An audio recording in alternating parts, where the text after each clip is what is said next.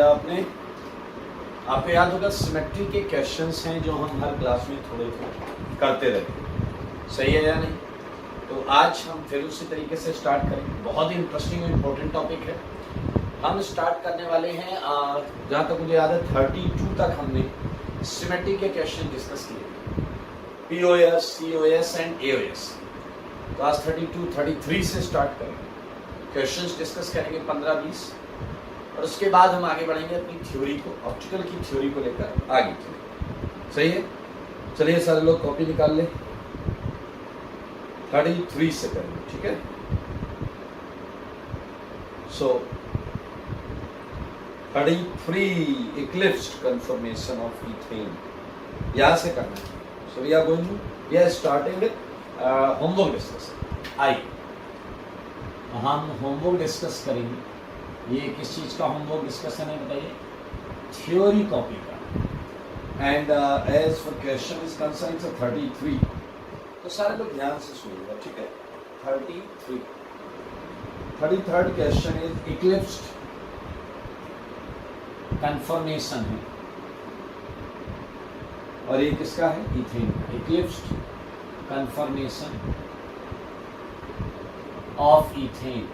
अगर आपको याद हो तो 32 में हमने किया था स्टैगर्ड कंफर्मेशन ऑफ ईथेन, तो उससे काफ़ी कुछ चीज़ें मैच करेंगी। इक्लिप्स कंफर्मेशन को आप अगर 100 हॉर्स में बनाएंगे तो वो सिंपली ये दिखेगा HHH एंड सिमिलरली HHH, आराम से दिखेगा। ये इक्लिप्स है, आप सारे लोग देख सकते हैं। मेरे भाई हम POS, COS और AOS की बात करें तो POS यहाँ पर 4 है, COS नहीं है जैसा हमने पहले किया था, 1 C3 है और 3 C2। मेरे भाई जो आपने स्टैगर्ड में निकाला था, देखें वो यही था, बिल्कुल AOS बिल्कुल सेम था, और एक्चुअली लाइन भी बिल्कुल सेम थी। ये वही लाइन है जो इन तीनों के बीच से निकल रही, जो इधर से निकल कर जाएगी। ये लाइन है आपकी C3, ये लाइन है आपकी C3। आप 120 से घुमाएंगे, ये हाइड्रोजन यहाँ जाएगा, ये हाइड्रोजन यहाँ जाएगा, ये हाइड्रोजन यहाँ जाएगा, ये तीनों आपस में घूमेंगे, ये तीनों आपस में घूमेंगे। तो 1 C3 सबको क्लियर, 1 C3 देख लें, सबको क्लियर होना चाहिए। ये देखिए 1 C3 बनेगा, ये कार्बन कार्बन बॉन्ड के अलॉन्ग, ठीक है? बात करते हैं 3 C2। मेरे भाई सारे लोग समझो, ये जो मैंने एक डार्क ब्लू सेगमेंट बनाया है, डार्क ब्लू सेगमेंट देख रहे हैं सारे लोग? अगर मैं इसके परपेंडिकुलर लाइन डालूं, मैं ब्लू कलर से डाल देता हूँ, ठीक है? इसके परपेंडिकुलर ये लाइन, और इससे आप 180 घुमाओ, 180 घुमाइए, तो मेरे भाई बताओ ये H घूमकर यहां जाएगा, सही है?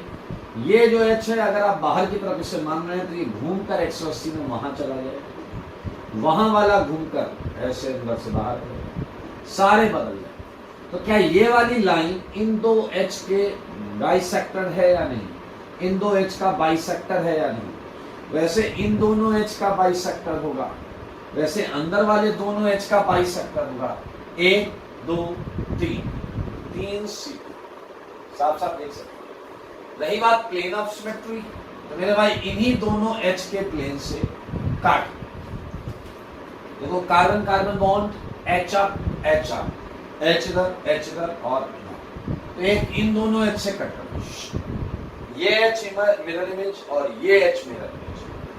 मेरे भाई हर दो अपोजिट H जो है, सामने वाले एडजेसेंट H, उनसे कट कर दो। 3 तो ये आ गए, चौथा कहाँ है? चौथा बीचों बीच से कट करना, बीचों बीच से, इसकी ये पूरी इमेज बन जाएगा। 4 प्लेन ऑफ सिमेट्री आप देखें, इसमें बहुत मजेदार सेगमेंट अभी आने वाला है। इक्लिप्स कर लिया हमने, इक्लिप्स ऑफ ब्यूटेन। मेरे भाई इक्लिप्स ऑफ ब्यूटेन है जो बड़े आराम से समझा जा सकता है। देखिए कैसे, मैं आपको देता हूँ 34 Eclipse of butane. In the same sense, यहाँ मिथाइल है, यहाँ मिथाइल है, ये H, सारे लोग देखिए सारे, और ये H। मेरे भाई आप इससे रिलेट करते हुए चलें, आपको बहुत आराम से समझ में आएगा। देखिए COS तो यहाँ नहीं है, क्लियरली दिख रहा है। बात करें पीओएस, तो मेरे भाई आपके पास केवल दो ही पीओएस है। एक वो वाला पीओएस है जब आप मिथाइल मिथाइल से ऐसे कट कर रहे हैं, ये आपका बांका या चाकू ऐसे कट कर रहे हैं, तो एच की इमेज एच आएगी, एच की इमेज एच आएगी। एक ये प्लेन ऑफ सिमेट्री होगी और दूसरी प्लेन ऑफ सिमेट्री जो होगी आपकी बीचों बीच से ऐसे कट। तो यहाँ दो प्लेन ऑफ सिमेट्री देख लो, एक तो बीचों बीच से कट कर दो, मिथाइल की इमेज मिथाइल एच की एच, और एक है मिथाइल मिथाइल के अलाउंग कट कर दो। उसके अलावा आपको कोई सिमेट्री आई मीन पीओएस नहीं है। बात करते हैं C3 गायब, ये C3 गायब, मिथाइल H से एक्सचेंज होगा 120 पर, C3 गायब। C2 की बात करते हैं, एक लाइन मिलेगी, केवल एक लाइन, केवल एक लाइन। मिथाइल मिथाइल के बीच में जब आप रखोगे और ऐसे घुमाओगे तो मिथाइल मिथाइल से एक्सचेंज होगा, तो एक C2 तो मिल गया। अगर आप इन दो H के बीच में रखोगे, इन दो H के बीच, तो H H तो एक्सचेंज होंगे सामने वाले, लेकिन मिथाइल H से एक्सचेंज होगा क्रॉस। जैसा अभी मैं बताऊं, इस वाली लाइन में मिथाइल मिथाइल एक्सचेंज हो रहा है, लेकिन ये H एक्सचेंज होंगे, ये H एक्सचेंज होंगे, क्योंकि भाई जो H बाहर था 180 पर वो यहाँ नहीं आएगा, वो अंदर जाएगा घूम के, और जो अंदर था वो घूम के बाहर आएगा, ऊपर वाला ऐसे घूम के यहाँ आएगा। सही है यार? 180 वाला आपको फंडा लगाना है, यू वुड गेट इजिली। यहाँ पर एक C2 है केवल, और वो भी दोनों मिथाइल के क्रॉस वाला है, दोनों मिथाइल के क्रॉस वाला। थोड़ा घुमा लीजिएगा, अगर आपको लग रहा है कि नहीं सर एक और आ सकता है, तो घुमा के देखिएगा, अपने आप दिख जाएगा। इसका जवाब है C2। ठीक है, मूविंग अहेड, गॉच, ये बहुत बढ़िया क्वेश्चन, गॉच कंफर्मेशन। क्लियर? बहुत आराम से सुनेंगे तो आपको समझ में आएगा। ये मिथाइल है, ये H है और ये H है, सारे लोग सुनिए। और गॉच में क्या होता है बताइए? ये H और यहाँ मिथाइल, सॉरी गॉच बनाना है ना, और ये H। तो सारे लोग इसे देखें, ठीक है। पीओएस तो इसमें नहीं है, जीरो पीओएस, सीओएस भी नहीं है। आप एओएस के लिए थोड़ा सा वेट कर लो, थोड़ा सा वेट, अभी थोड़ी देर में मैं आपको एओएस बता दूंगा, ठीक है, थोड़ी देर में एओएस बता दूंगा, सो डोंट वरी, ओके। बात करते हैं एंटी कंफर्मेशन। पीओएस नहीं है दोस्त, कहीं से भी देखोगे पीओएस नहीं, एंटी कंफर्मेशन। मिथाइल नीचे, मिथाइल ऊपर, एच एच इधर, एच एच इधर, साफ साफ सेंटर ऑफ सिमेट्री दिख रही है, सेंटर ऑफ सिमेट्री दिख रही है मेरे भाई। अगर आप देखो तो पीओएस एक दिख रहा है, केवल एक पीओएस दिख रहा है। क्या आप लोग को पीओएस दिख रहा है मेरे भाई? अगर मैं यहीं से कट कर दूं, ये ब्लू वाला जो अपोजिट वाला सेगमेंट है, इसी से खल्लास ऐसे खट, एच की इमेज एच, एच की इमेज एच, और मिथाइल मिथाइल हाफ कर दो, तो पीओएस एक है। देख लो, एक पीओएस। अब बात वही आई मेरे भाई C2 वाली, बात वही आई C2 वाली, समझोगे तो मजा आएगा।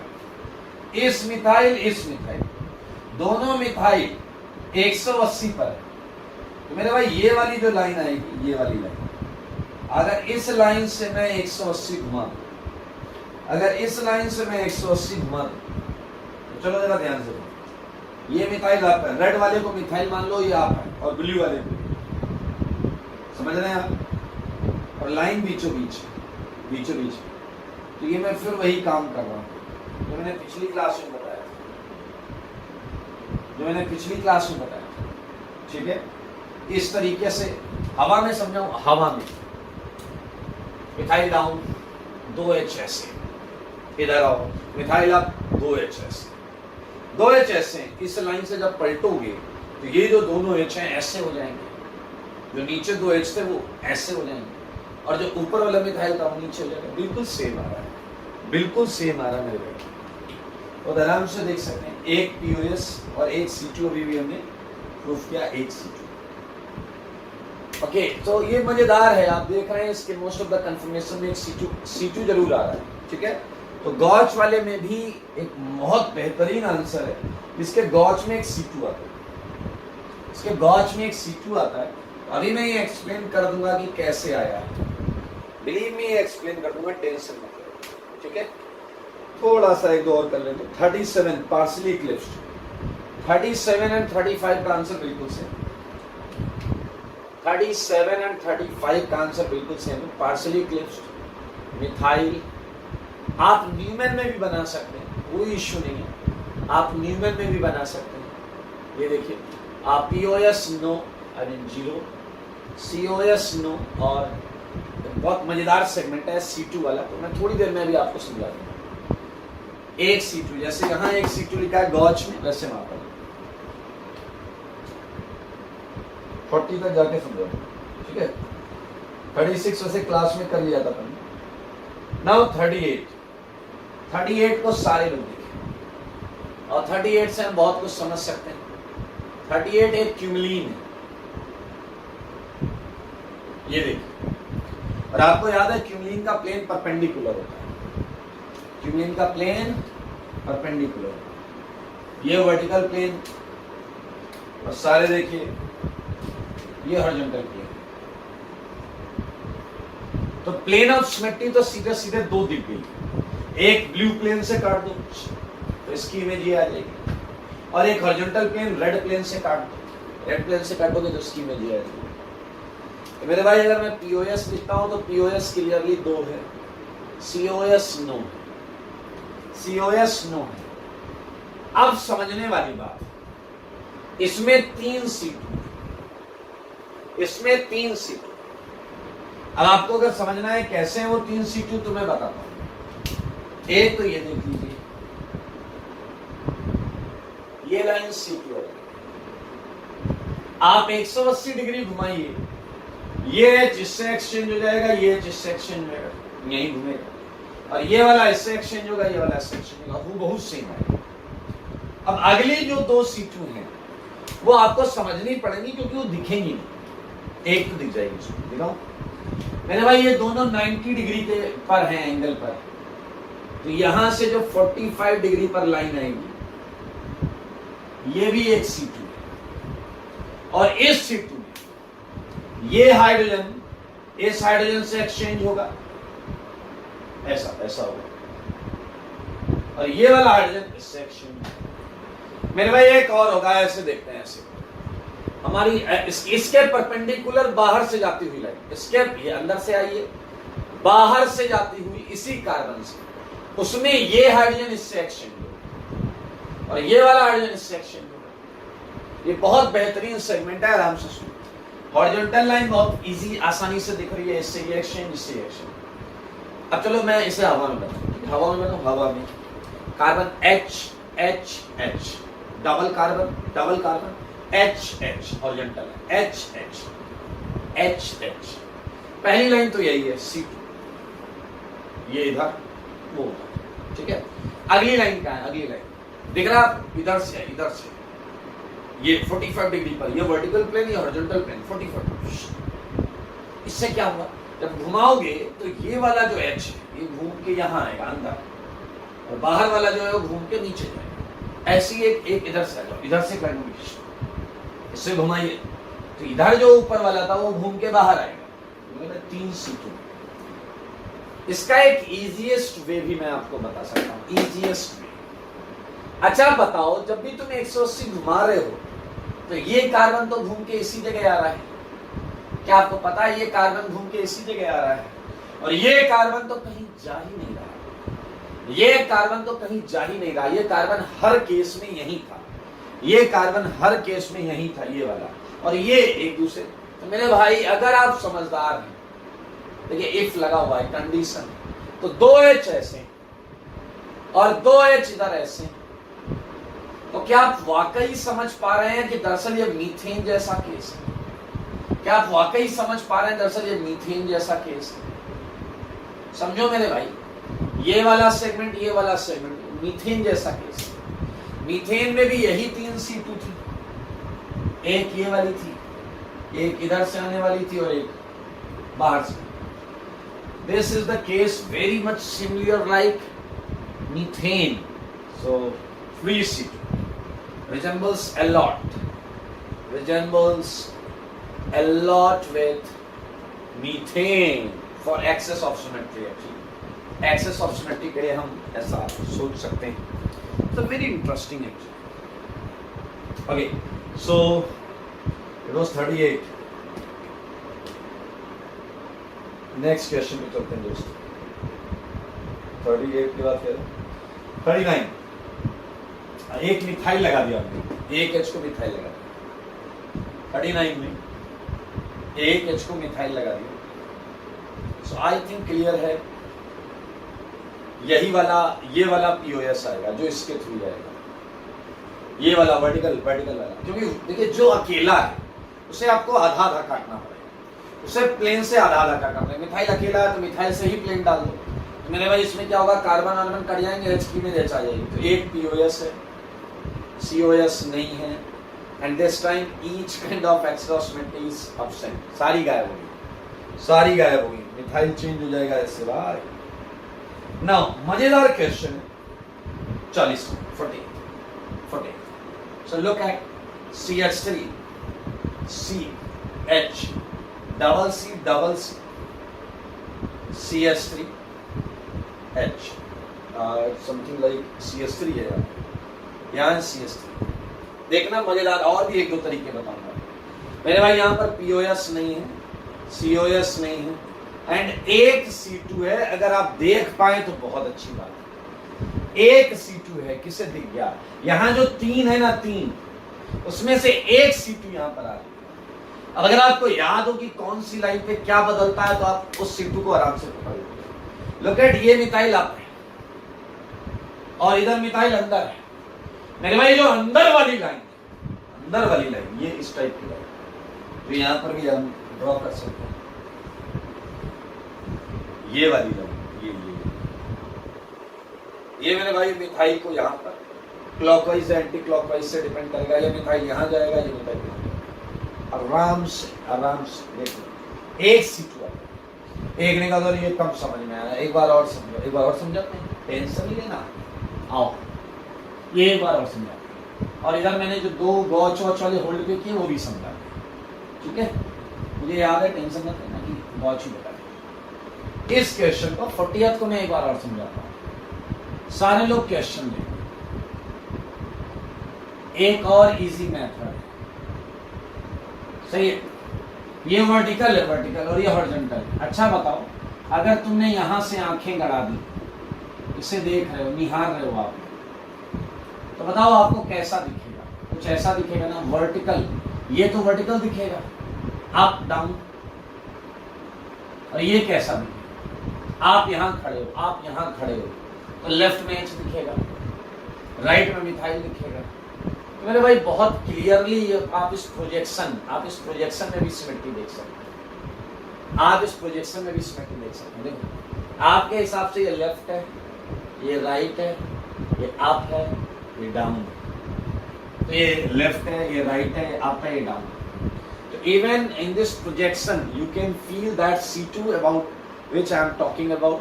कर लेंगे, यही मैं बता रहा था बिना प्रोजेक्शन के। ये वाली लाइन दिख रही है, लाइन दिख रही है? हेलो ना, दैट वाज क्वेश्चन नंबर, गॉच वाला कौन सा था? 35, गॉच वाला था 35, ठीक है? तो गॉच को मैं आपके सामने बना दूंगा 35, सारे लोग देखिएगा। हमें गॉच में दोनों मिथाइल के बीच का एंगल कितना रखना है? 60 डिग्री। अब देखना यहाँ साइकोलॉजी कैसी होती है आपको। ओके,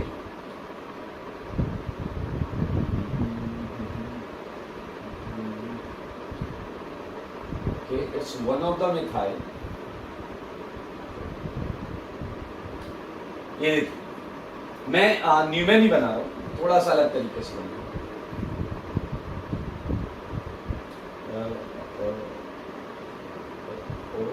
ये देखो, डॉट पर 3 है और सर्कल पर 3 है। अब देखना तुम लोग कितने बड़े बुद्धिमान आदमी हैं। देखना एक झटके में आएगा सब।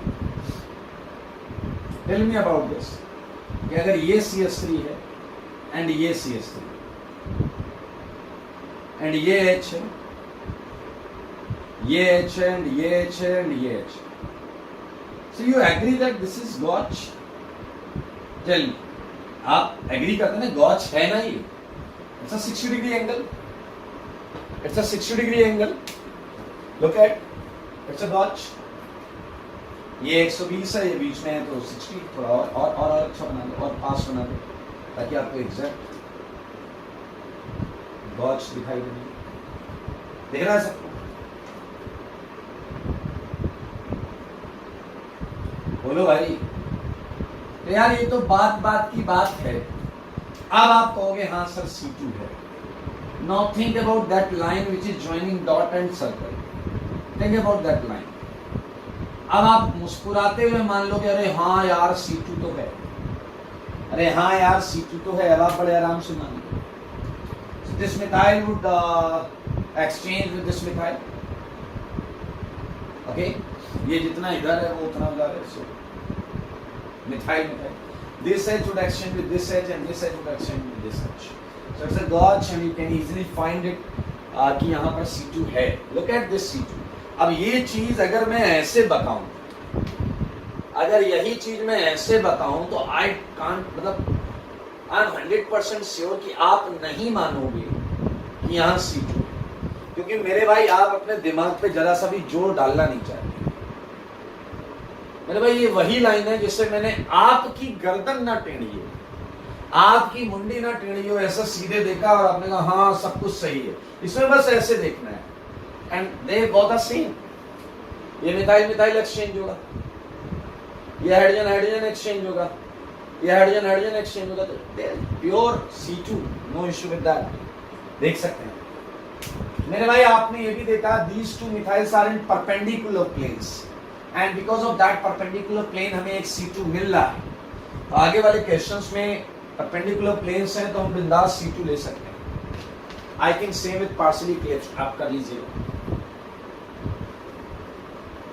So we are 40, हम 50 करने की कोशिश करेंगे। ठीक है, 50 करें, हाफ सेंचुरी लगाएं। It's a 40. So 41 हमने क्लास में किया था, 41 हमने क्लास में किया था। POS तो नहीं किया था, बता देता हूँ। SO3 POS कितना है? 1 2 3 4 एक स्लाइस कट हो जाएगा, बाकी हर ऑक्सीजन वाले sulphur oxygen vertical. COS no, और 1 C3 और 3 C2 तो निकाल ही दिया। बाकी क्वेश्चंस मजेदार हैं मेरे भाई। ये क्वेश्चंस थोड़े थियोरेटिकल हैं, these are theoretical questions. I mean practically हम इन्हें नहीं देख रहे हैं क्योंकि हम इन्हें प्लेनर मानकर कर रहे हैं। ठीक है, हमने कंसीडर किया हुआ प्लेनर। ठीक है, ये थियोरेटिकल क्वेश्चन है, थियोरेटिकली हम सॉल्व कर रहे हैं, प्लेनर माना हुआ है। ठीक है, अब अगर आप इसे प्लेनर मान रहे हैं तो POS आपको कितनी दिखेगी?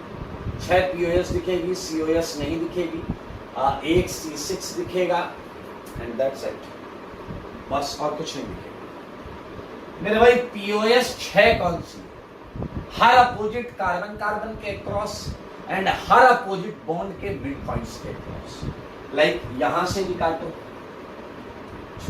POS आएगा, और यहां से जाने पर भी काटो तो भी POS आएगा। But we can not consider slice because जहां मिथाइल लगा है वहीं पर हाइड्रोजन भी लगा है। So you can not think even for slice. इसे हमने एक तो पहले हाइपोथेटिकली प्लेनर माना है and all methyls are up. If all methyls are up तो डाउन तो हाइड्रोजन हुआ ना भाई। तो ऐसे कैसे स्लाइस काट दोगे? ऐसा स्लाइस काटोगे तो ऊपर के मिथाइल हाइड्रोजन से थोड़े मैच करेंगे, हाइड्रोजन से थोड़े मैच करेंगे। These are theoretical questions just for practice.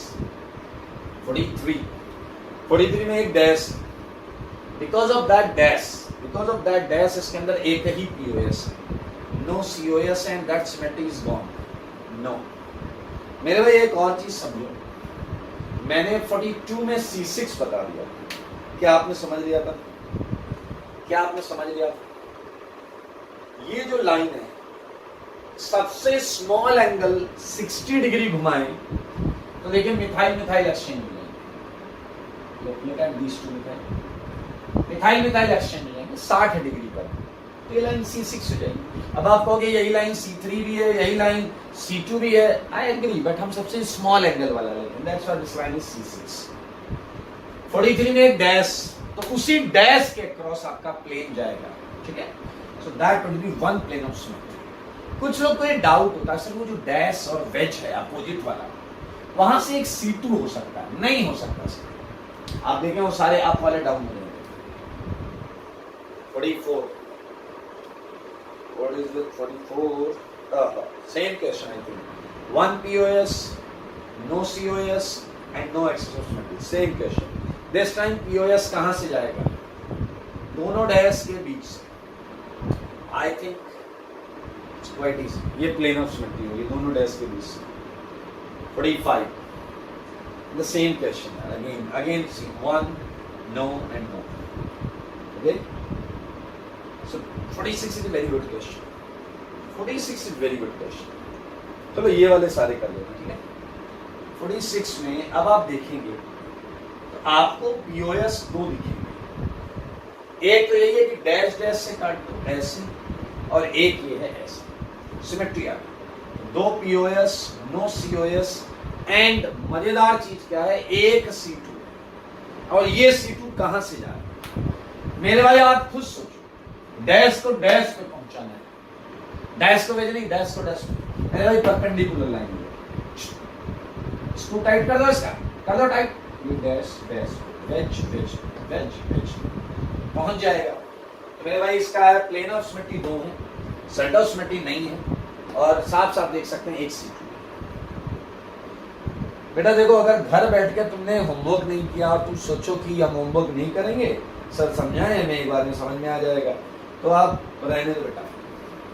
इसके लिए घर में जो जूझ के आया है उसके ही आंसर मैच करेंगे, और उसी को डाउट होगा तो उसी के डाउट क्लियर होंगे, ये याद रखना, ठीक है।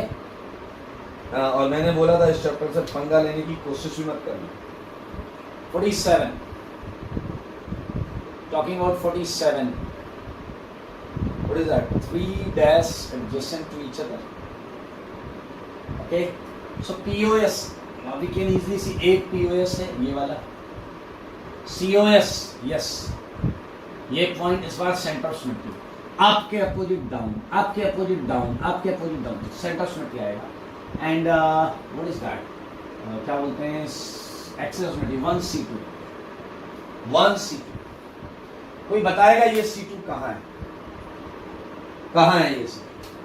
अरे भाई ये जो लाइन है इससे पलट दो 180, देखो तीनों आप घूम कर तीनों डाउन हो जाएंगे, पलट जाएंगे, तीनों आप थे 1 2 3 पलट डाउन हो गए, और तीनों ऐसे आके आप, so this is your C2, this is your C2। That's a question of 47, moving for 48, 49 and 50, 50 ही करेंगे आप पूरा। 47,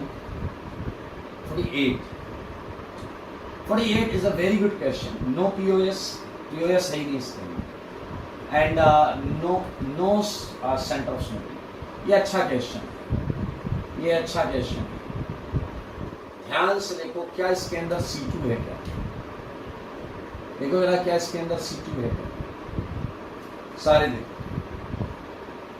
इसके अंदर C2 मैं बता दे रहा हूं है, आप ढूंढ कर दिखाओ, आप ढूंढ कर दिखाओ C2 का है।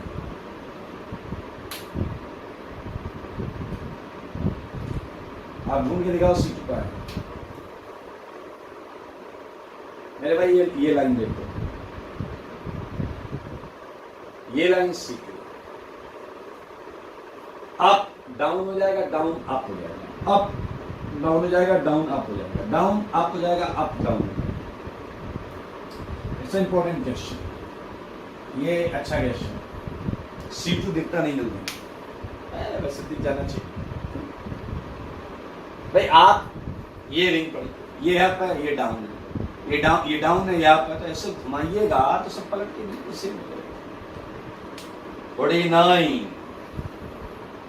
49 ये तो खटाखट बताएंगे आपको, up down up down up down.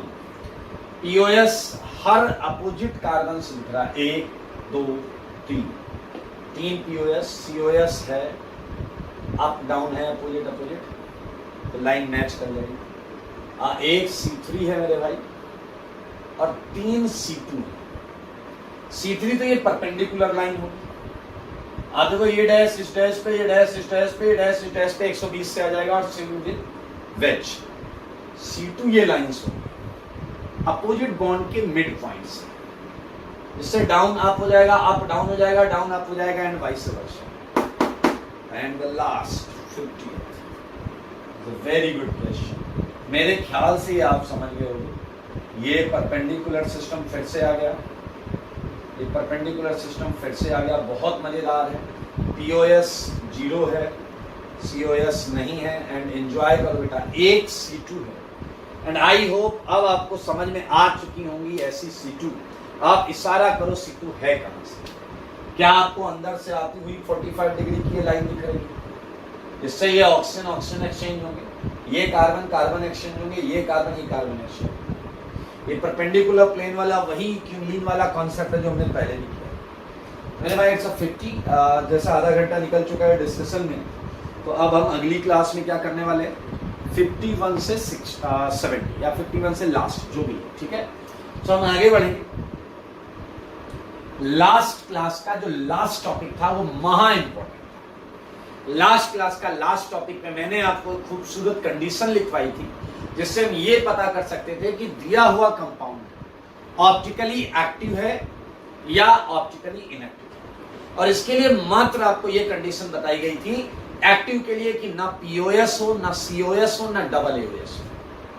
अगर ये तीनों सिमेट्रिक्स गायब हैं तो कंपाउंड एक्टिव है, मतलब वो लाइट को नेट घुमा रहा है, लाइट को नेट घुमा रहा है, प्लस में घुमाए या माइनस में घुमाए, नेट लाइट को घुमा रहा है, ये हमें पता चल गया। अब अगला केस था कि कंपाउंड नेट लाइट को ना घुमा रहा हो, उसकी क्या कंडीशन है। तो आई थिंक उसके लिए बहुत आसान है, इसका जस्ट तीनों एब्सेंट हो तो एक्टिव, कोई एक भी आ जाए तो ऑब्वियस सी बात है इनएक्टिव। तो ये कंडीशंस मैंने आपको बता दी थी, along with asymmetric, dissymmetric, resolvable, chiral, achiral, everything. Okay, so आज हम प्रयास करेंगे 1 2 3 टॉपिक खत्म करने का, ठीक है। सो मैं और कंडीशन, जैसे देखिए मैंने आपसे पिछली क्लास में चर्चा की थी कि आप किसी कंपाउंड को देखकर ये बता पाओगे कि ये लाइट को घुमा रहा है नेट या नहीं घुमा रहा है नेट, ये चीज हम सीख गए। एक और चीज हम सीख सकते हैं, क्या इसने, इस कंपाउंड ने लाइट से हाई हेलो की इंटरेक्शन किया। अब हम बात कर रहे हैं उस कंपाउंड की जो पेपर देने तो गया लेकिन नेट मार्क्स 0 है। समझ में आया कि नहीं? तो लाइट कंटेनर के अंदर मॉलिक्यूल्स ने लाइट से इंटरेक्शन किया या नहीं किया, ये हम आज कंडीशन में जरूर सीखेंगे। लेकिन उससे पहले मैं एक छोटा सा टॉपिक, बेहद छोटा टॉपिक है, वो मैं आपको कर रहा हूं, ठीक है। आप सब लोग जानते होंगे कायरल सेंटर, एसिमेट्रिक सेंटर, वो हम करेंगे, ठीक है। अरे मैं तो क्वेश्चन दूंगा, आप करके लाइएगा। चलिए, इस चीज के बाद हम उस कंडीशन की भी बात करेंगे कि हम ये कैसे पता करेंगे, आउटपुट क्या है वो तो हमें पता चल गया, 0 और नॉन 0 दोनों कंडीशन पिछली क्लास में। अब हम बात करेंगे कंटेनर के अंदर क्या हुआ है, वो जानना है भाई साहब। मुझे लग रहा वही बताओ कंटेनर के अंदर क्या हुआ है, अभी सीखते हुए टेंशन मत लो। उससे पहले एक छोटा सा टॉपिक आप बताएं, मैं आपको सिखाता हूं, फिर आप फटाफट कर लीजिएगा, ठीक है। सो हमारा जो टॉपिक है वो है कायरल सेंटर, ठीक है। और इसी को एसिमेट्रिक सेंटर भी बोला जाता है। आईटी के लिए तो आप यही मान लो कि कायरल सेंटर ही एसिमेट्रिक सेंटर, ठीक है मेरे भाई। अब देखिए मैं कुछ पढ़ाऊं उससे पहले मैं आपको बता दूं कि आपका जो दिमाग है, चला कह रहा है आप गलत बोल रहे हैं, दिमाग है ही नहीं, अरे वो अलग बात है। जो भी सो कॉल्ड दिमाग है वो आपको मिसगाइड करने लगेगा। कैसे? अभी तक हमने जो पढ़ा है उसमें हमने कायरल कंपाउंड पढ़ा, एंड कायरल कंपाउंड क्या था, ऑप्टिकली एक्टिव कंपाउंड, जिसे हम कैसे देखते थे, no POS, no COS, no double AOS, ठीक है। तो अभी आप कायरल कंपाउंड निकालने के लिए आपको क्वेश्चन आ जाए तो आप पीओएस ऑप्शन देखेंगे, सीओएस ऑप्शन देखेंगे, डबल एओएस ऑप्शन देखेंगे। तो मैं ये कह रहा हूं अब हम कुछ भी पढ़ लें, आपका वो तरीका फिक्स होना चाहिए। कायरल कंपाउंड और कायरल सेंटर का कोई डायरेक्ट रिलेशन नहीं होता। So don't relate chiral compound and chiral centre with each other, okay, don't even try, okay. So आइए, ये अलग है वो अलग है, इसका अलग हिसाब किताब है, उसका अलग हिसाब किताब है, ठीक है।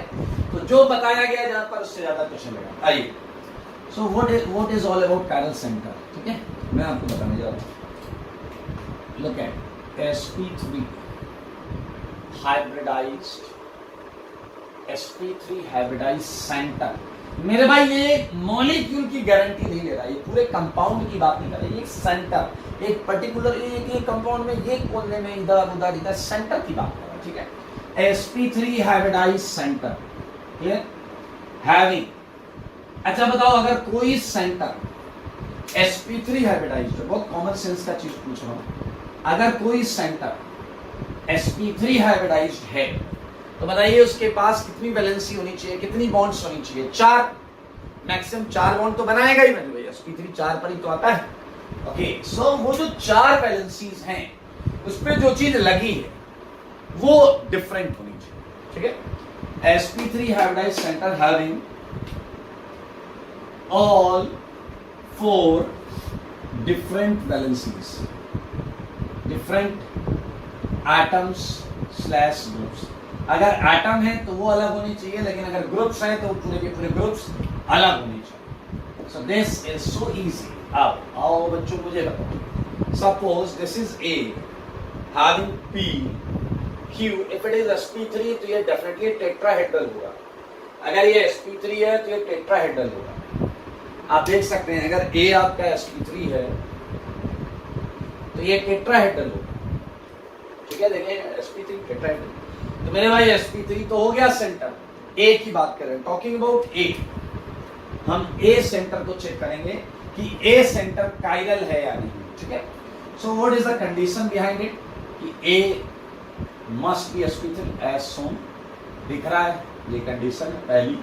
और केवल इतनी कंडीशन पे खुश मत हो जाना मेरे भाई, दूसरी कंडीशन भी हमें देखनी है, P Q R S they wouldn't be same, ये सेम नहीं होनी चाहिए। बहुत आराम से देखना है, तसल्ली के साथ, भावों पर मत जाना, एक एक चीज को प्रैक्टिकली करके देखना। अच्छा, कई ऐसी चीज भी होती है मेरे भाई जो sp3 तो होती है पर उन पे 4 बॉन्ड नहीं होते। जैसे देखो नाइट्रोजन, अमोनिया का नाइट्रोजन, नाइट्रोजन sp3 है बट उस पे 4 बॉन्ड नहीं है, बॉन्ड पेयर 3 है, एक lone pair.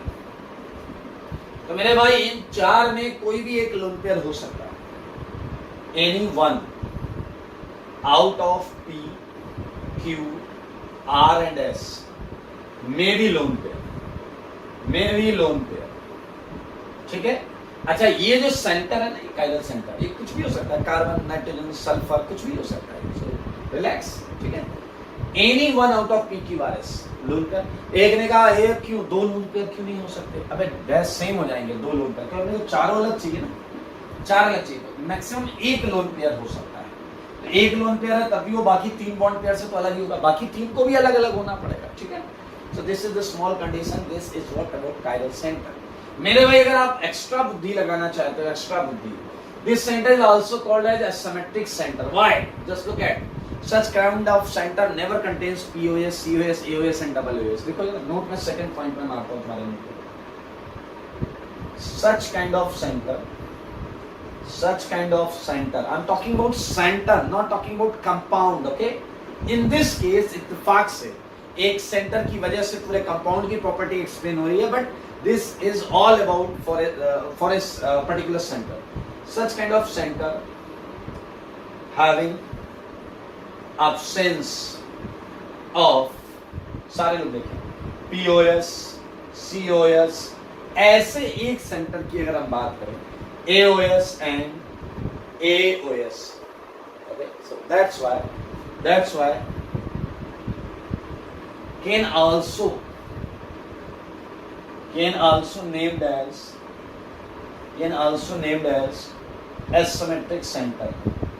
hello, can also named as asymmetric center। एक बच्चा स्मार्टली उसने एक बात को पकड़ा, वो कह रहा है कि यार अगर एक सेंटर की बात करूं, मैं भी एक सेंटर की बात करूं, अगर उसमें आपका POS, COS एक सेंटर की बात करें, एक कंपाउंड में 100 सेंटर है, but we are talking about a particular centre.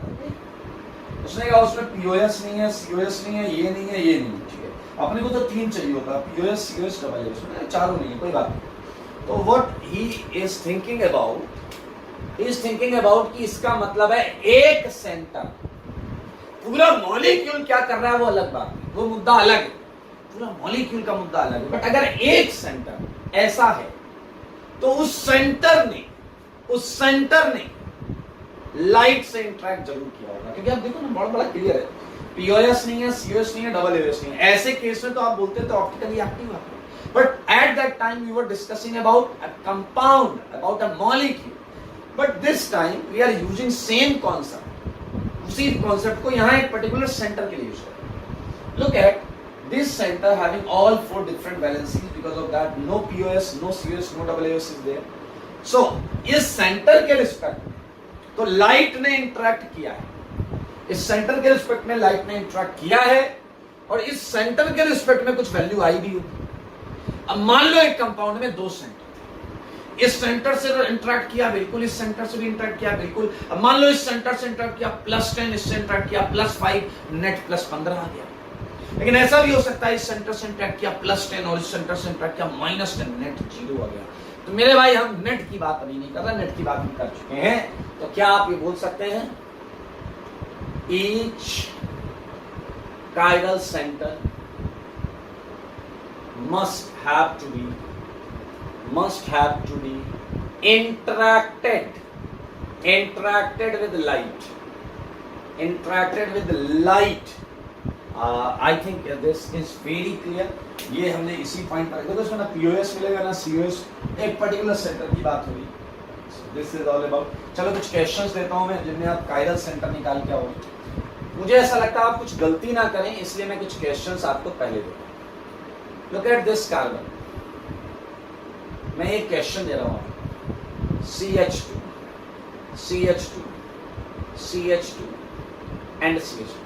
So please tell me कितने कायरल सेंटर हैं यहाँ पर। मैं आपसे क्वेश्चन पूछ रहा हूँ, कितने कायरल सेंटर हैं यहाँ पर?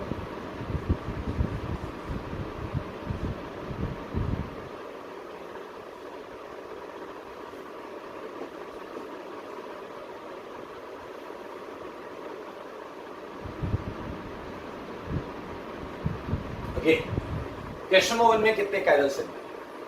आई थिंक आपके भेजे में आया होगा कि सर 0 होने चाहिए, क्योंकि यहाँ तो 2H, यहाँ 2H, यहाँ 2H, यहाँ 2H और बीच वाले पर चारों बराबर है। दरअसल मैंने बहुत वाहियात चीज आपसे पूछ ली और आप शायद आप में से कई लोग उसमें फंस भी गए। आपको ही बोलना चाहिए पहले कंपाउंड तो पूरा लिखो, आपको ही बोलना चाहिए पहले कंपाउंड तो पूरा लिखो। मेरे भाई अब आया कंपाउंड पूरा का पूरा आपकी आंखों के सामने, क्या आप देख पा रहे हैं? मेरे भाई आप डायरेक्ट जुड़ी हुई चीज को नहीं देखना है, सर ये कार्बन से जुड़ा, ये कार्बन से, ये कार्बन से, ये कार्बन से, सर अभी तो ये सेम हो गया, ऐसा नहीं। आपको देखना ये क्या है, आपको देखना ये क्या है, आपको देखना ये क्या है, और आपको देखना ये क्या है। क्या ये डब्बे के अंदर 4 सेम चीजें लिखी? Obviously not. It means this is a chiral centre, ये कायरल सेंटर, और यहाँ एक सीसी आ गया, इसके बाद एक सीसी है भाई, मुझे लगेगा एक सीसी बहुत होता है आजकल। अबे सीसी मतलब chiral centre. Okay, so now look at second. मेरे भाई कुछ, अब आप कई बच्चे कहते हैं आपने इस सेंटर को क्यों नहीं देखा? अरे दूर से दिख रहा था, इस पे 2 चीजें सेम है, काय का बनेगा कायरल सेंटर? इतने बड़े कंपाउंड में एक ने कहा सर सुबह से हो जाएगी शाम, हम कहां तक ढूंढेंगे? मेरे भाई आप इस सेंटर पे क्यों देखने जाओगे? ये है CH3, 3H same, CH3 CH3 CH2 CH2 क्यों देखोगे? CH3 क्यों देखोगे? CH2 2H सेम है, CH3 CH3 CH2 CH3। आपकी निगाह रुकनी चाहिए वहीं जहां पर, समझ गया, जहां आपको लग रहा है कुछ अलग हो सकता है। मेरे भाई मैं चाहूंगा आप सारे लोग ध्यान दो और मुझे बताओ ये सेगमेंट सारे लोग दिखे, एंड ये सेगमेंट सारे लोग दिखे प्लीज।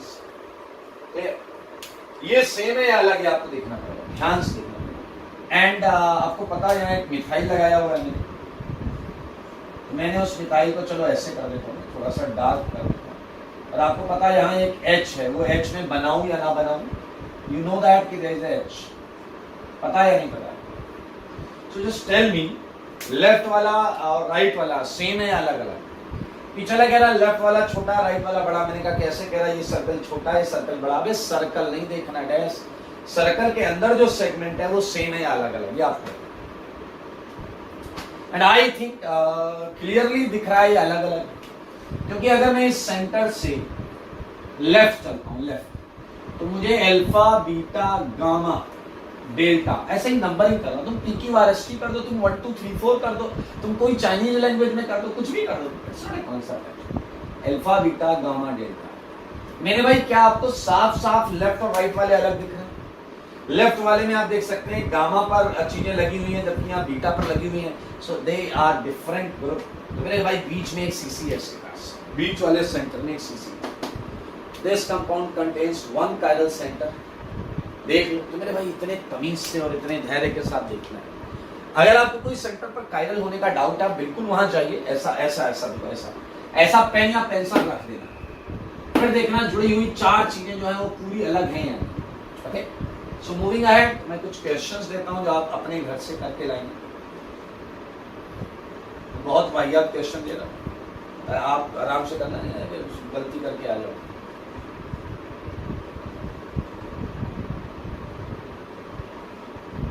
ओके, सो मैं हटा देता हूं।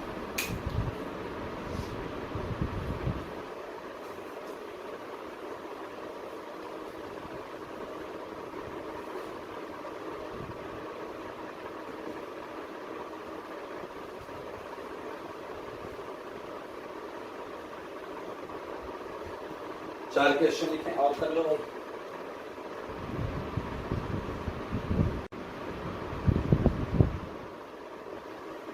आपको ये अप डाउन से कोई मतलब नहीं है, आपको sp3 से मतलब है, उसमें 4 अलग चीजों से मतलब है। सुन लो सर, और sp3 देखना है और कुछ मत देखने लगना।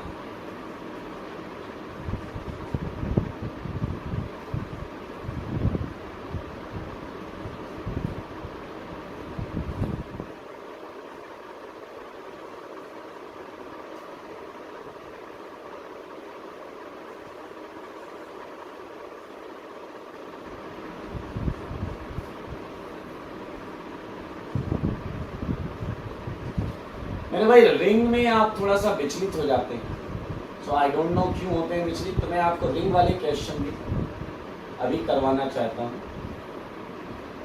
चले, okay, so let's start it like this question. जैसे ये Cl है, ये दिया है, ठीक है, सो हम 12th क्वेश्चन सॉल्व करेंगे, 12। And I think it's very obvious कि हमें इन्हीं दोनों सेंटर को चेक करना चाहिए, बाकी CH2 CH2 CH2 CH2। तो अगर मुझे इन 2 सेंटर को चेक करना चाहिए, पहले एक एक करते हैं।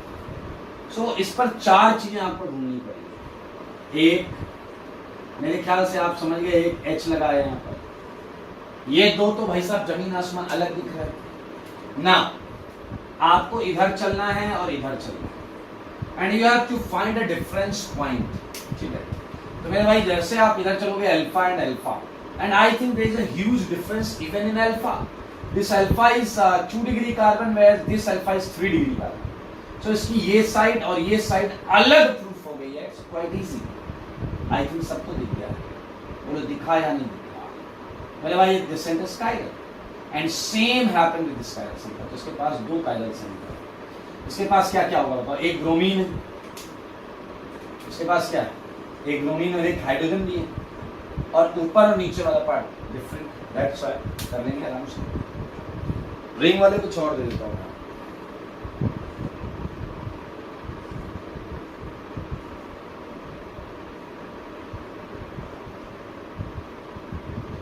ओके, तसल्ली से करना, तो मिल जाएंगे आराम से आंसर सब।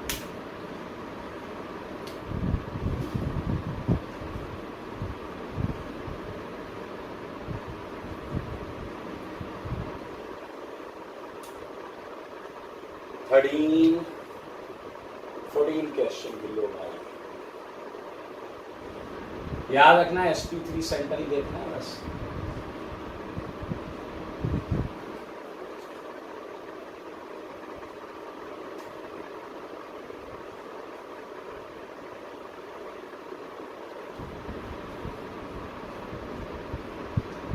टोटल सेंटर बताने, टोटल छूट मत जाना, छोड़ मत देना कोई।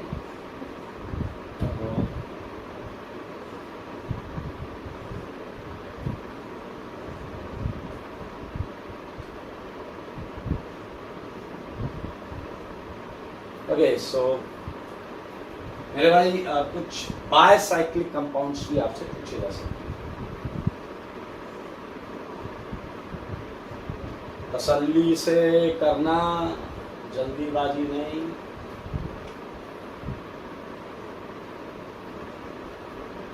सिक्सटीन क्वेश्चंस आपके सामने मैंने यहाँ पर रखे, ध्यान से देखिए।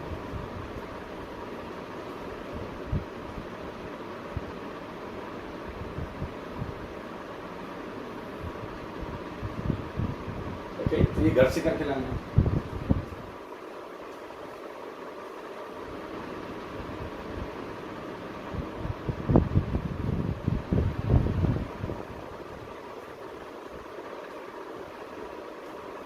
ठीक है, काइरल सेंटर ही ढूंढना है, बहुत आसान है। ओके, बायोसाइक्लो के कुछ और देखते हैं।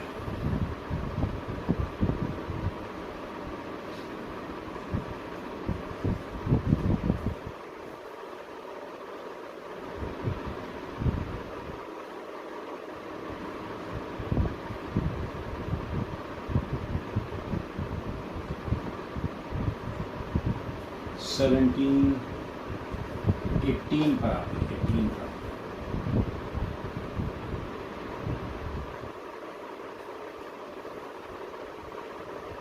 चलिए 18th क्वेश्चन से मैं आपको एक इंटरेस्टिंग सेगमेंट पर लेकर जा रहा हूँ।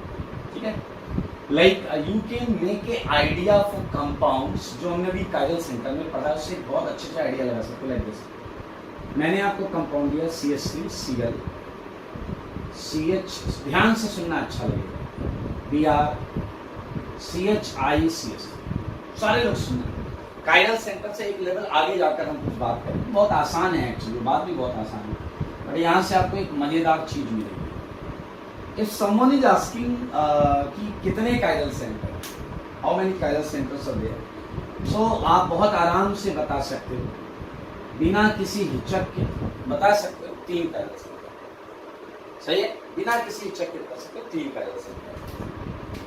तो ये आंसर आ गया, यहाँ कोई भी रॉकेट साइंस नहीं। अब मैं आपसे थोड़ा एक कदम आगे आपको ले जाना चाहूँगा। Let's solve it more. ठीक है, नेक्स्ट डायमेंशन में चलो। So look at this chiral centre and find it कि जो पहला काइरल सेंटर है, फर्स्ट काइरल सेंटर, उस पर 4 कौन कौन सी चीजें, इस कार्बन पर 4 कौन कौन सी चीजें हैं। यू वुड फाइंड हाइड्रोजन, एक हाइड्रोजन, एक क्लोरीन है, अगला क्या है, एक मिथाइल है, this one, and rest is this much, a large portion, CHBr, CHI and CH3। So you okay with this? ये 4 चीजें हैं इस काइरल सेंटर पे। हेलो प्लीज सारे लोग बताओ, पहले काइरल सेंटर पे 4 अलग चीजें, 4 अलग चीजें देखिए, H है, क्लोरीन है, मिथाइल है, एंड दिस वन। मेरे भाई ऐसे ही अब सेकंड पर चेक करो, second chiral centre, you will get again H, Br, and now 2 semi-large kind of part, one containing Cl and one containing I. Okay. Now think about third chiral center. Think about third chiral center. What is there? H and I and methyl. Okay. And one big part. आप हर case में देखो जो चीजें हैं, क्या first और second के चारों सेट सेम है क्या ये 4 वही है जो 4 यहाँ लिखे हैं, या वही है जो 4 यहाँ लिखे हैं? क्या हर जगह अलग 4 एकदम बिंदास अलग टाइप की 4 चीजें, HCl CH3 ये कहीं नहीं है, ये इसके अलावा इसमें नहीं है, इसमें जो है वो इधर इधर नहीं है। मेरे भाई मैं ये बताना चाह रहा हूं, अगर काइरल सेंटर पर चारों चीजें अलग हैं, तो थोड़ी देर पहले मैंने आपको लिखाया था, इधर कॉर्नर में लिखाया था नोट के 3rd पॉइंट में, कि हर काइरल सेंटर लाइट से इंटरैक्ट जरूर करता है, हर काइरल सेंटर लाइट से इंटरैक्ट जरूर करता है। मेरे भाई बताओ, इस काइरल सेंटर ने भी इंटरैक्ट किया होगा, इस काइरल सेंटर ने भी इंटरैक्ट किया होगा, इसने भी किया होगा, इसने भी किया होगा, एग्री करते हो? सबने किया होगा, काइरल सेंटर सबने इंटरैक्ट किया होगा। तो अगर ऊपर वाले काइरल सेंटर ने लाइट को इंटरैक्ट किया, और लाइट के प्लेन को अल्फा डिग्री से घुमाया, या मान लेते हैं θ1 डिग्री से घुमाया, θ1 डिग्री से। तो मेरे भाई बताओ सेकंड वाला भी क्या θ1 से घुमाएगा या थर्ड वाला भी θ1 से घुमाएगा क्या? ऑब्वियसली नॉट, क्योंकि इसके 4 ग्रुप्स अलग हैं। तो मेरे भाई इनके मैग्नीट्यूड अलग अलग हैं। It's very very easy, it's a very very easy. θ1 θ2 θ3 it will be different. And तुम कोई ऐसा कोई लॉजिकल रिलेशन नहीं ढूंढ सकते θ1 इक्वल टू θ2 प्लस θ3 या अलजेब्रिक सम, अर्थमेटिक सम, ऐसा कुछ नहीं ढूंढ सकते। That all is experimental. आप बस ये बता सकते हैं 4 अलग हैं और ये 4 सिर्फ यहाँ नहीं है और यहाँ नहीं है, तो उसका रोटेशन वैल्यू अलग होगा। That will be θ1 θ2 θ3। Clear? Now अब एक बच्चा एक और लेवल आगे जाता है, वो कहता है सर एक बात बताओ, ये θ1 ये θ2 ये θ3। मैंने कहा वो कह रहा है अगर मान लो यही यहां पर भी होता तो θ1 θ1 होता। यस, अगर 4 एटम जो एक कायरल सेंटर पर लगे हैं वही 4 सेगमेंट किसी दूसरे सेंटर पर भी लगे हैं, तो मेरे भाई सेम मैग्नीट्यूड को शो करना पड़ेगा। अब एक बच्चे ने बात पकड़ ली, एक मिनट, आप मैग्नीट्यूड की बात करते हो, डायरेक्शन की बात कैसे करेंगे? डायरेक्शन तो पॉसिबिलिटीज में आएगा कि भैया ये देखो ये कोई कंपाउंड नहीं है, आप फिर से समझेंगे। It's not a fix, we don't know Cl कहां है, Br कहां है, I कहां है। मुझे लग रहा है ये है ये है ये है, नहीं नहीं नहीं नहीं। Cl अंदर है प्लेन के, बाहर है प्लेन के, Br किधर है, I किधर, we don't know this. It's a category, इसके बहुत सारे कंपाउंड्स एग्जिस्ट कर सकते हैं एंड जिन्हें हम आइसोमर्स बोलते हैं, ऑप्टिकल आइसोमर्स। ये ऑप्टिकल आइसोमरिज्म शो कर रहा है, आप देख सकते हैं लाइट से इंट्रैक्शन हो रहा है।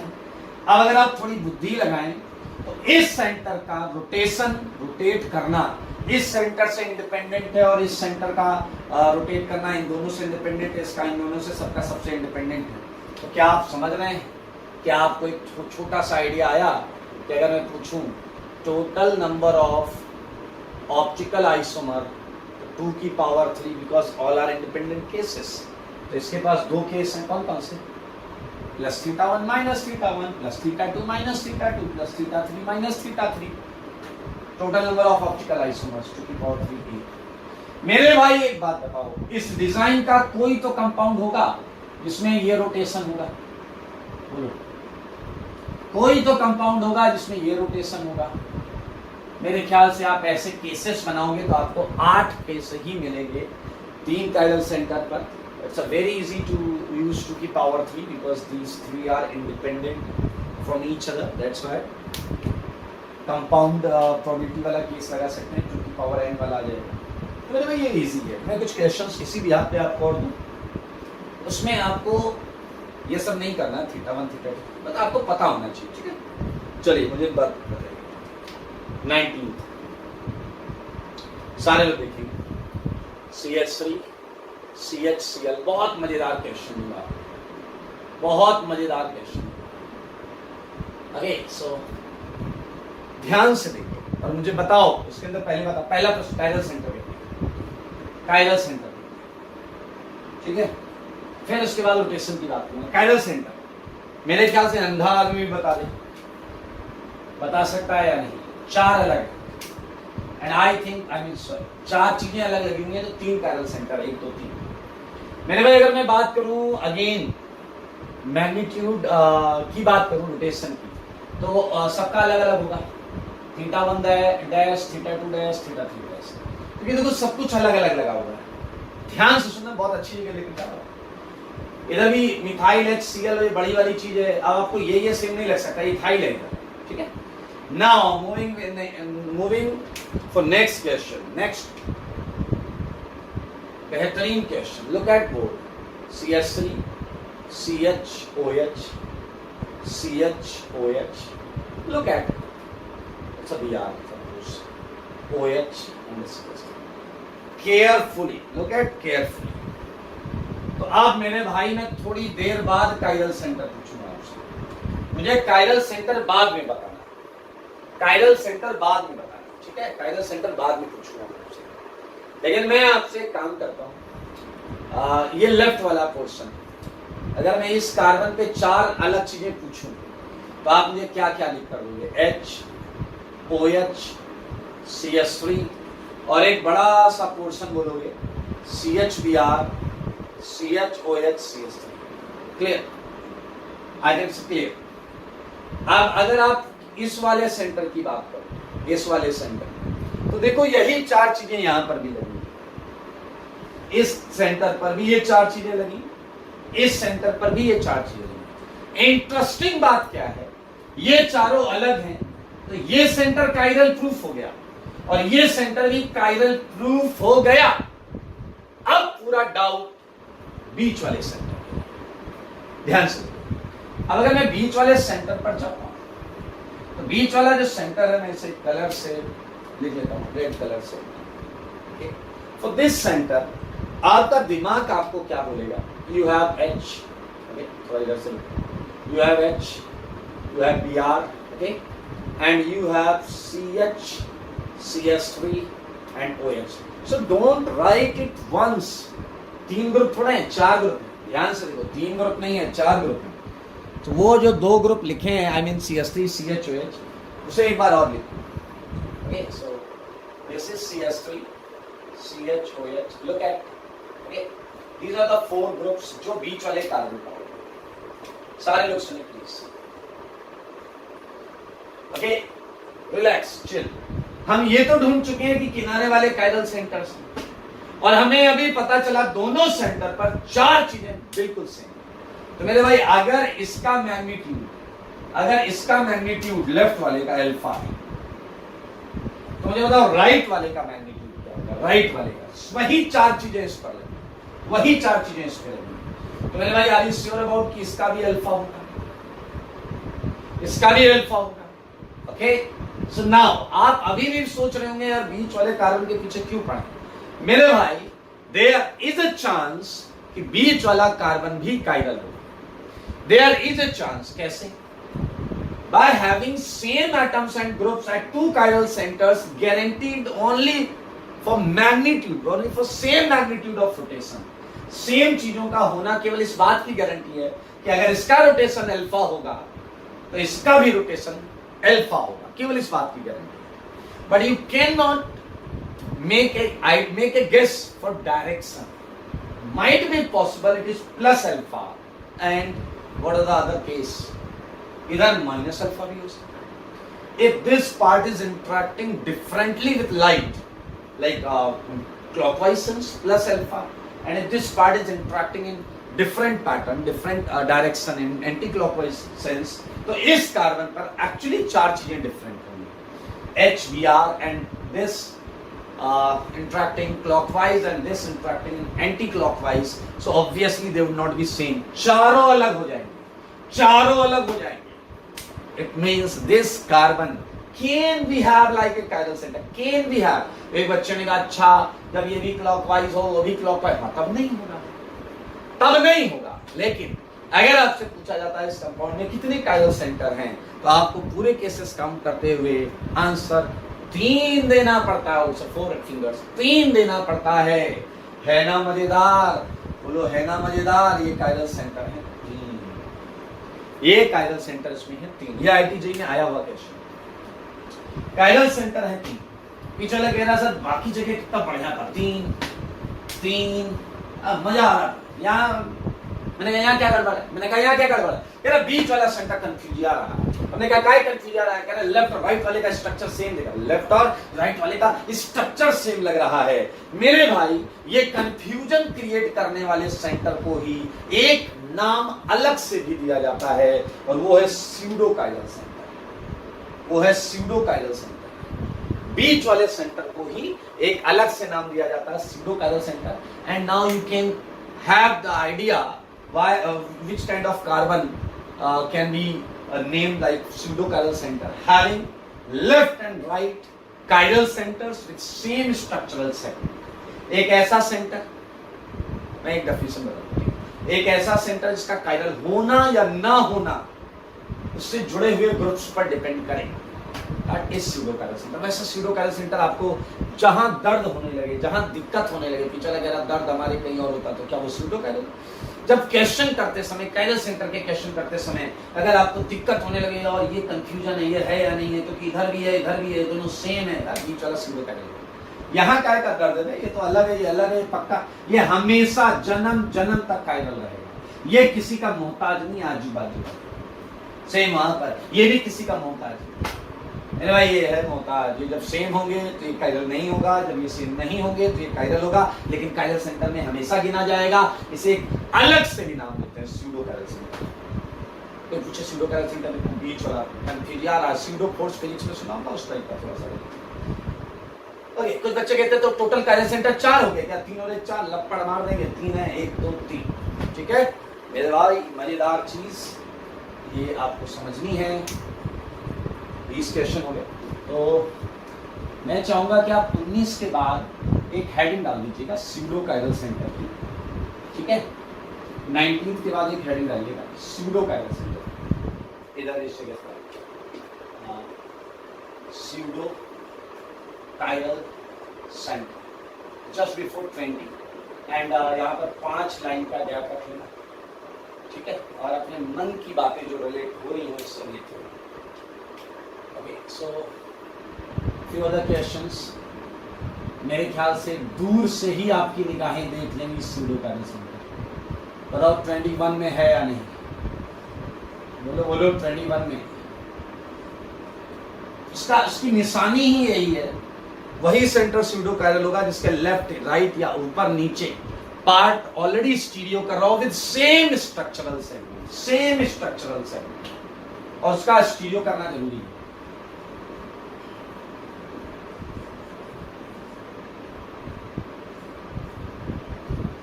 इंटरेस्टिंग क्वेश्चन, आराम से सोचना, मजा आएगा।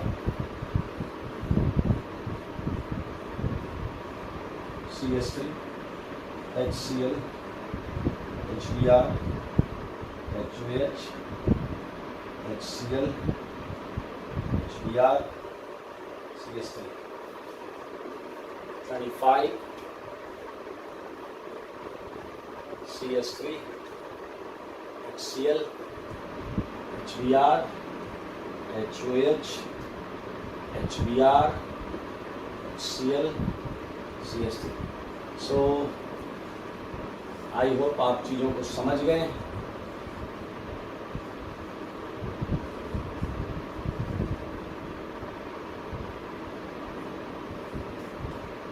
ओके, सो ये मेरे भाई ने कायरल सेंटर किया है, स्यूडो कायरल सेंटर किया है। कि आज के लिए इतना ही रखते हैं। अगली क्लास से आपको स्टीरियो की सीट से बहुत सारा होमवर्क मिलना चालू हो जाएगा। क्योंकि इसके आगे अब बहुत ज़्यादा कुछ बचता नहीं है, क्योंकि हम सारे इंपॉर्टेंट सेगमेंट को कर चुके हैं। तब तक के लिए क्या करना है आपको पता है। स्वस्थ रहिए, मस्त रहिए, टॉपिक बहुत अच्छा है, इसलिए पढ़ाई में व्यस्त रहिए। ठीक है, आज के लिए।